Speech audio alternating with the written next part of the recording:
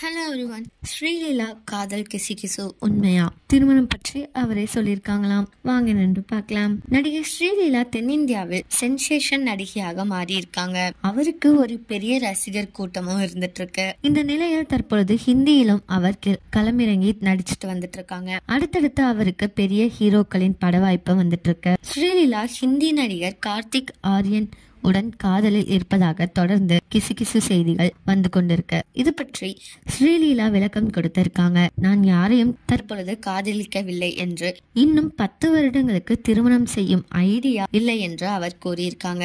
மேலும் நான் எங்கு சென்றாலும் அம்மாவுடன் தான் வருகிறேன், நான் எப்படி காதலில் விழ முடியும் எனவும் அவர் கேட்டிருக்காங்களாம். இந்த நியூஸை பத்தி நீங்க என்ன நினைக்கிறீங்க அப்படிங்கறத கமெண்ட்ல சொல்லுங்க. இதே மாதிரி லேட்டஸ்ட் சினிமா நியூஸ் அப்டேட் தெரிஞ்சுக்கணும்னா இந்த சேனலை சப்ஸ்கிரைப் பண்ணிக்கோங்க.